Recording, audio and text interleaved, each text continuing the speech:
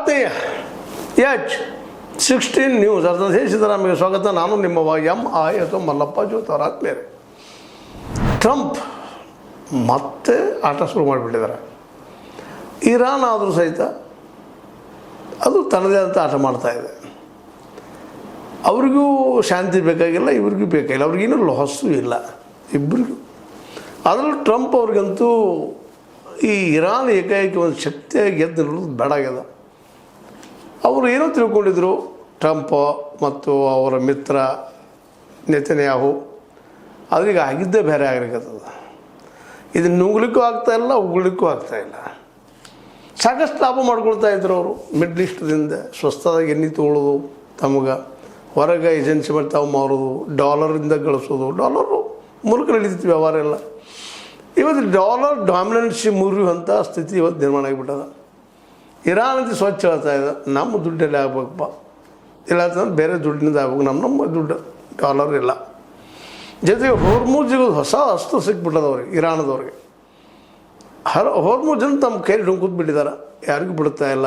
ತಮ್ಮ ಬೇಕಾದಂಥ ಲೆಕ್ಕ ಹಾಕಿ ಅಲ್ಲಿ ಟೋಲ್ ಟ್ಯಾಕ್ಸ್ ವಸೂಲು ಮಾಡ್ತಾ ಇದ್ದಾರೆ, ಯಾವುದೇ ಅಡಗದೆ ಹೇಳಿದರು. ಹೀಗಾಗಿ ಅಮೇರಿಕಾಗೂ ಏನಾಗಿಬಿಡೋದಪ್ಪ ಅಂದ್ರೆ ಭಾಳಷ್ಟು ಗಳಿಸಿದ್ರು ಅವರು, ಇನ್ನೂ ಗಳಿಸ್ತಾ ಇದ್ದರು. ಅದೇನು ಹುಸ್ತನ ಬಂತು ಅವರಲ್ಲ, ಇರಾನ್ ಮೇಲೆ ದಾಳಿ ಮಾಡಿ ಇರಾನ್ನ ತಮ್ಮ ಕೈಯಲ್ಲಿ ತೊಗೋಬೇಕಂತ ಮಾಡಿದರು. ಆದರೆ ಇವತ್ತಿಗೂ ಆಗಿಲ್ಲ.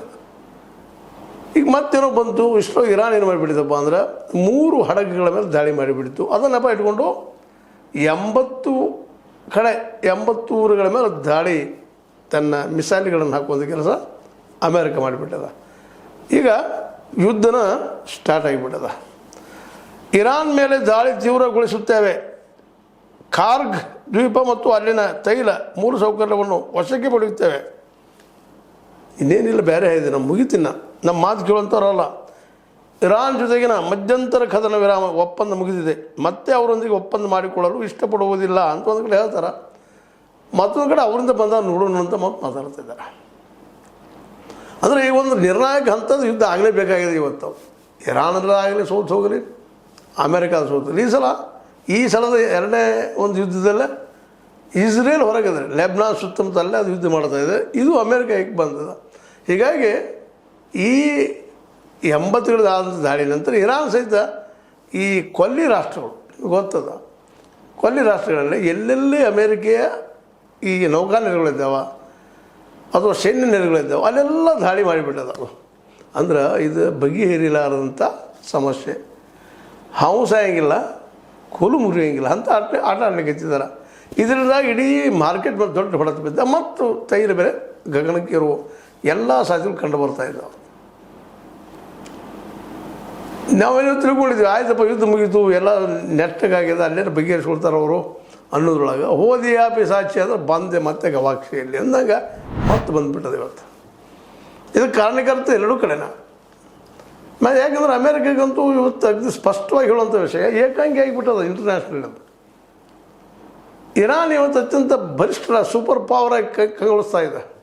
ಜೊತೆಗೆ ಚೈನಾ ಮತ್ತು ರಷ್ಯಾ ಇರಾನದ ಕಟ್ಟರ್ ಬೆಂಬಲಕ್ಕೆ ಇವತ್ತು ನಿಂತಿದ್ದರಿಂದಾಗೆ ಅಮೇರಿಕಾಗೆ ಅಂತಾರಾಷ್ಟ್ರೀಯ ಮಾರುಕಟ್ಟೆಯಲ್ಲಿ ದೊಡ್ಡ ಹೊಡೆದು ಬಿದ್ದು ಹೋಗಿಬಿಟ್ಟದ. ಗಳಿಕೆ ಕಡಿಮೆ ಆಗ್ಯದ. ಸಾಕಷ್ಟು ಹೊಡಿತಾ ಇದ್ರು ಅವ್ರು ಎಣ್ಣೆಯಲ್ಲಿ ದುಡ್ಡನ್ನು.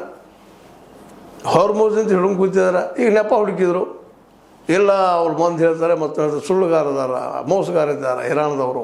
ಸ್ವತಂತ್ರವಾದ ಮೀಡಿಯಾಗೆ ಬೇಕಾಗಿರುವುದು ಸ್ವತಂತ್ರ ಧ್ವನಿ. ಆ ಸ್ವತಂತ್ರ ಧ್ವನಿ ಉಳಿಸಲು ನೀವು ಮಾಡಬೇಕಾದದ್ದು ಇಷ್ಟೇ. ಅದೇನಪ್ಪಾ ಅಂತಂತಂದ್ರೆ ನಿಮ್ಮ ಕೈಲಾದಷ್ಟು ಸಹಾಯ ಈ ಚಾನಲ್ಗೆ ಮಾಡಿ ಹಾಗೂ ನಿಮ್ಮ ಧ್ವನಿಯನ್ನು ಕಾಪಾಡಿಕೊಳ್ಳಿ. ನಮಗೆ ಮೊದಲು ಒಪ್ಕೊಂಡ್ರು ಈ ಯುರೇನಿಯಮನ್ನು ಅಥವಾ ಅಣುಬಾಂಬ್ ತಯಾರು ಮಾಡೋದಲ್ಲ, ಹಾಗೆ ಅಂತಾರೆ. ಈಗ ಅದನ್ನು ಮಾಡ್ತಾ ಇದ್ದಾರೆ ಅವರು. ಒಂದು ನೆಪ ತೆಗೆದು ಮಸೂರು ಮಾಡಿದ್ದಾರೆ. ಹಾಗಾದರೆ ಇದ್ರ ಗತಿ ಏನು ಅಂತ. ಇದ್ರ ಗತಿ ಏನಿಲ್ಲ. ನಮ್ಮಂಥ ರಾಷ್ಟ್ರಗಳೇ ಇವತ್ತು ಏನಪ್ಪ ಥರ್ಡ್ ವರ್ಲ್ಡ್ ಕಂಟ್ರಿ, ಅದರಲ್ಲೂ ಭಾರತದ ಪರಿಸ್ಥಿತಿ ಅಂತ ಇಕ್ಕಟ್ಟಿನಲ್ಲಿದೆ. ಯಾಕಂದ್ರೆ ಬ್ರಿಕ್ಸ್ ಜೊತೆ ಹೋಗ್ಬೇಕಾ, ಅಮೇರಿಕ ಜೊತೆ ಹೋಗ್ಬೇಕಾ, ಇವತ್ತೊಂದು ನಿರ್ಣಾಯಕ ಹಂತಕ್ಕೆ ಬಂದಿರ್ತೀರ. ಅಮೇರಿಕ ಅಂದರೆ ಫಸ್ಟ್ ಹೇಳಿಬಿಟ್ಟದ, ನಾವು ಹೇಳೋದನ್ನು ಕೇಳ್ಕೊಂಡು ಹೋಗಲೇಬೇಕು, ಇಲ್ಲಾಂದ್ರೆ ಇಲ್ಲ. ಅಮೇರಿಕ ಜೊತೆ ಹೋಗ್ಬೇಕಾಗಿತ್ತಪ್ಪ ಅಂದರೆ ಇವನ್ನೆಲ್ಲ ಬಿಟ್ಕೋಬೇಕು, ಅಲ್ಲಿ ಎಕ್ಸ್ಟ್ರಾ ಟ್ಯಾಕ್ಸ್ ಕೊಡಬೇಕು. ನಮ್ಮ ರಫ್ತು ಮಾಡೋದಕ್ಕೆ ಅವ್ರೇನು ಟ್ಯಾಕ್ಸ್ ಕೊಡೋದಿಲ್ಲ, ಅದನ್ನು ಆಮದು ಮಾಡ್ಕೊಳ್ಳೋಕೆ ಅವ್ರಿಗೆ ಕೈ ನಾವು ಟ್ಯಾಕ್ಸ್ ಕೊಡಬೇಕು 18%. ಇವಾಗ ಇನ್ನೂ ಕಂಡೀಷನ್ ಆಗಿಲ್ಲ, ಅಗ್ರಿಮೆಂಟ್ ಸಹ ಆಗಿಲ್ಲ. ಆದರೆ ಇದು ಅವ್ರು ಬಯಸ್ತಾ ಇದ್ದಾರೆ ಅಮೇರಿಕ ನಮ್ಮಿಂದ. ನಮಗೂ ಸಹಿತ ಅಷ್ಟೇ ಕಷ್ಟದ ಇವತ್ತು. ಯಾಕಂದರೆ ಇಲ್ಲಿವರೆಗೆ ನಮ್ಮ ಭಾರತದಲ್ಲಿನೂ ವಿಶೇಷವಾಗಿ MSME ಅಂತೀವಿ, ಸಣ್ಣ ಸಣ್ಣ ಉದ್ಯೋಗಗಳನ್ನೆಲ್ಲ ಕೊಲಾಪ್ಸ್ ಮಾಡ್ಕೊಂಡ್ಬಿಟ್ವಿ. ದೊಡ್ಡ ಉದ್ಯಮಗಳು ಬಂದಾಗಿದ್ದಾವೆ. ಅದರಲ್ಲೂ PSUಗಳು 32 PSU ಅವು ಬಂದಾದಂಗಾಗಿದ್ದಾವೆ. ಎಲ್ಲನೂ ಕಾರ್ಪೊರೇಟ್ ಕೊಟ್ಟು ಕೂತ್ಬಿದ್ದೀವಿ. ಈಗ ಏನಿದ್ರೆ ಮ್ಯಾನುಫ್ಯಾಕ್ಚರಿಂಗ್ ಸೆಕ್ಟರ್ ಆಮೇಲೆ ಉಳಿದಿಲ್ಲ ಏನು ಮಾಡುವಂಥದ್ದು. ಒಕ್ಕಲ್ತನ ಒಂದದ, ಅದನ್ನೂ ಒಂದು ಕೊಡೋದು ಕಂಡು ಬಿದ್ದಿದ್ದಾರೆ ಅಮೇರಿಕಾದವರು. ಒಕ್ಕಲ್ತನದಲ್ಲಿ ನಾವು ಹಸ್ತಕ್ಷೇಪ ಮಾಡ್ತೀವಿ ಅನ್ನುವಂಥದ್ದು. ಹೀಗಾಗಿ ಇವೆಲ್ಲ ಡೆವಲಪ್ಮೆಂಟ್ಗಳಿಂದಾಗೆ ಅವು ಅಮೇರಿಕಾ ಮತ್ತು ನಮ್ಮ ಇರಾನ್ಗೆ ಎಷ್ಟು ಹೊಡೆದು ಬೀಳೋದು ಗೊತ್ತಿಲ್ಲ. ಅದು ನಮಗೆ ಮತ್ತೆ ದೊಡ್ಡ ಹೊಡೆದು ಬೀಳಲಿಕ್ಕತ್ತದ. ಇವತ್ತು ನಾವು ಫರ್ಮ್ ಡಿಸಿಷನ್ ತೊಗೊಳ್ಳೇಬೇಕಾಗಿದೆ. ನಮಗೆ ಬೇಕಾ ಅಮೇರಿಕಾ ಬೇಕಾ, ಇರಾನ್, ರಷ್ಯಾ, ಚೈನಾ ಬೇಕಾ ಅಂತೇಳಿ. ಹೌದು, ಚೈನಾ ಜೊತೆ ನಮ್ಮ ಸಂಬಂಧಗಳು ಸರಿ ಇಲ್ಲ. ಆದರೆ ಅಲ್ಲಿದ್ದು ಮ್ಯಾನುಫ್ಯಾಕ್ಚರಿಂಗ್ ಗೂಡ್ಸ್ ನಾವಿಲ್ಲೇ ತರಿಸ್ತೀವಿ ಎಲ್ಲ 60-70%. ಈಗ ನಾವೇನು ಲಾರ್ಜ್ ಸ್ಕೇಲ್ ಇಂಡಸ್ಟ್ರಿ ಮತ್ತೊಂದು ಇಂಡಸ್ಟ್ರಿ ಕೊಡ್ತೀವಲ್ಲ, ನಾವೆಲ್ಲನೂ ಇವತ್ತು ಅದಾನಿ ಅಮೇರಿಕಾ ಕೈ ಕೊಟ್ಟಿದ್ವಿ. ಅವ್ರೇನು ಮಾಡ್ತಾರಪ್ಪ ಅಂದ್ರೆ ಚೈನಾದಲ್ಲಿ ತಯಾರಾಗಿದ್ದು ಮಾಲ್ ತೊಗೊಂಬಂದು ಅದು ತೆಗೆದು ಹಾಕಿ ಮೇಡ್ ಇನ್ ಇಂಡಿಯಾಸ್ ಹಾಕ್ಕೊಂಡು ಇಲ್ಲಿ ಮಾರ್ತಾ ಇದ್ದಾರೆ, ಮತ್ತು ಅದು ಲಾಭ ತೊಗೊಳ್ತಾ ಇದ್ದಾರೆ. ಅದು ನಮ್ಮ ಜನಕ್ಕೆ ಇಲ್ಲಿ ಉದ್ಯೋಗ ಸಿಗ್ತಾ ಇಲ್ಲ. ಇದರಲ್ಲಿ ಗಮನಿಸಬೇಕಾಗಿದೆ. ಹೀಗಾಗಿ ಆರ್ಥಿಕವಾಗಿ ನಾವು ಜೀವ ಹೇಳ್ತಾ ಇದ್ದೀವಿ, ಉದ್ಯೋಗಗಳಿಲ್ಲ, ನಿರುದ್ಯೋಗ ಹೆಚ್ಚಾಗಿರೋ ದಿನಕ್ಕೆ. ಅಮೇರಿಕಾ ಇರಾನ್ ಎಷ್ಟು ಹೊಡೆದು ಬೀಳ್ತದೆ ಗೊತ್ತಿಲ್ಲ, ಆದ್ರೆ ನಮಗೆ ಹೊಡೆದು ಬೀಳಕತ್ತದ. ಈಗ ಯಾವತ್ತು ಪೊಲಿಟಿಷಿಯನು ಕ್ವಾಡ್ ಆಗಿ ಈ ಆಸ್ಟ್ರೇಲಿಯಾ, ಅಮೇರಿಕಾ, ಜಪಾನ್ ಜೊತೆ ಹೋಗ್ಬೇಕಾ, ಇಲ್ಲ ಬ್ರಿಕ್ಸ್ ಜೊತೆ ಹೋಗ್ಬೇಕಾ, ಇದು ಇವತ್ತು ನಮ್ಮ ದೇಶದ ಪರಿಸ್ಥಿತಿ. ಆರ್ಥಿಕವಾಗಿ ಜರ್ಜರ್ತಾಗಿದ್ದೀವಿ. ಮತ್ತು ಅಮೇರಿಕಾ ಬೆನ್ನತ್ತಿ ಹೋದ್ರೆ ಪೆಟ್ರೋಲ್ ತುಟ್ಟಿ ಆಗ್ತದೆ, ಡೀಸೆಲ್ ತುಟ್ಟಿ ಆಗ್ತದೆ. ಅದು ವೆನೆಜುವೆಲಾ, ದೂರದ ವೆನೆಜುವೆಲಾ ನಾವು ತರಿಸ್ಕೋಬೇಕು, ಟ್ರಾನ್ಸ್ಪೋರ್ಟ್ ಖರ್ಚು ಬರ್ತದೆ. ಒಂದು ವೇಳೆ ಇರಾನ್ ಜೋಡಿ ನಾವು ತಗೊಂಡ್ರೆ ನಮ್ಮ ಈಗ ಹಳ್ಳಿಗೆ ಒಂದು ಹೊಡೆತ ಕೊಟ್ಟಿದ್ದರು ಅಮೇರಿಕಾದವರು. ನಮ್ಮ ಆರ್ಥಿಕ ಡೆವಲಪ್ಮೆಂಟ್ಗೆ ಹೊಡೆತ ಕೊಡ್ತಾರೆ ಅವರು. ಅದಕ್ಕಾಗಿ ಇವತ್ತು ಯಾವುದಪ್ಪ ಅಮೇರಿಕಾ ಬೇಕೋ, ರಷ್ಯಾ ಅಥವಾ ಚೀನಾ ಮತ್ತು ಇರಾನ್ ಬೇಕು ಅಂತ.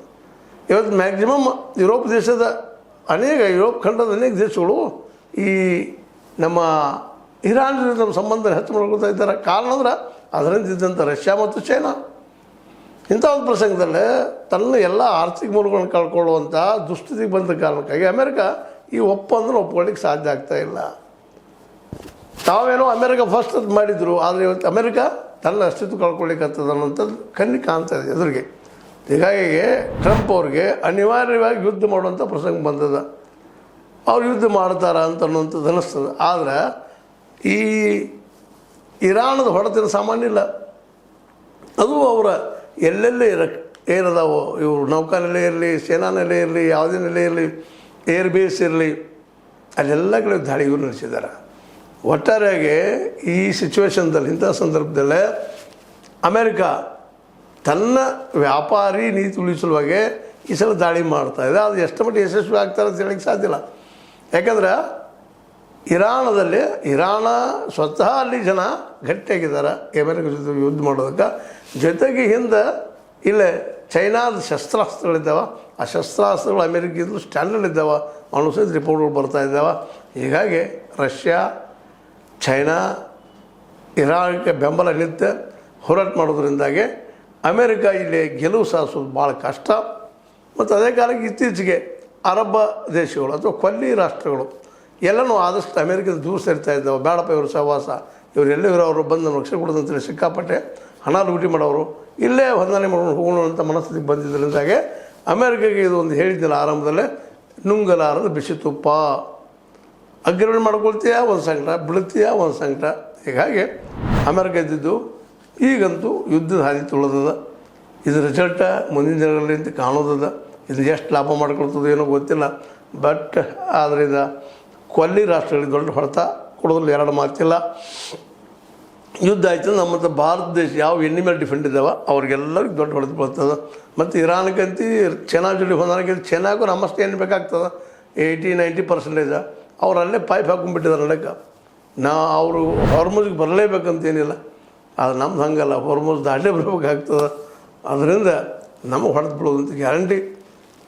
ಈ ಎಲ್ಲ ನೆಲೆಗಟ್ಟಿನಲ್ಲಿ ಯುದ್ಧ ನಿಂತಷ್ಟು ಒಳ್ಳೆಯದು, ನಾವು ಬದುಕ್ತೀವಿ, ನಮ್ಮ ಅರ್ಥವ್ಯವಸ್ಥೆ ಉಳಿತದೆ. ಇಲ್ಲಾಂದ್ರೆ ಗೋಯಿಂದ ಅನ್ಬೇಕಾಗ್ತದೆ ಅಂತ ಹೇಳ್ತಾ, ಇದು ನಿಮ್ಮ ಲೈಕ್ ಆಗಿರ್ಬೋದು. ಲೈಕ್ ಮಾಡಿ, ಶೇರ್ ಮಾಡಿ, ಕಮೆಂಟ್ ಮಾಡಿ, ಜೊತೆ ಸಬ್ಸ್ಕ್ರೈಬ್ ಮಾಡಿ. S60 ನ್ಯೂಸ್ ಅರ್ಥಾತ್ ಸತ್ಯದ ಕೈಗಳಲ್ಲಿ ವಂದನೆಗಳು. ಆತ್ಮೀಯ ಸಾರ್ವಜನಿಕರಲ್ಲಿ H16 ಅರ್ಥಾತ್ ಹೇ ಸೀತಾರಾಮದಿಂದ ಒಂದು ಮನವಿ.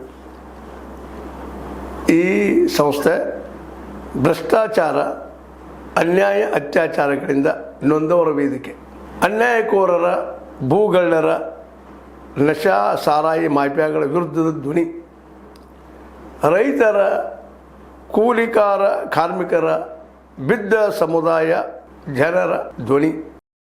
ಬೆಂಬಲವಾಗಿ ನಿಂತು ತನುಮನ ಧನದ ಸಹಾಯಕ್ಕೆ ಸಾರ್ವಜನಿಕರಲ್ಲಿ ಕೋರಿಕೆ. ದಾನದ ಸಹಾಯ ನೀಡಿ ಸ್ವಾತಂತ್ರ್ಯ ಪತ್ರಿಕೋದ್ಯಮ ಉಳಿಸಿ ಬೆಳೆಸಿ. ವಂದನೆಗಳು.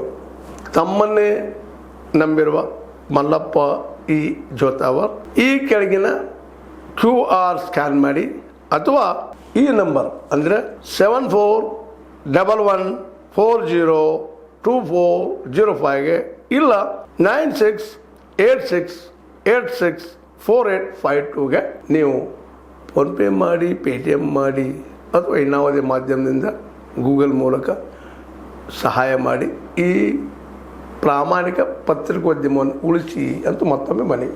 ವಂದನೆಗಳು.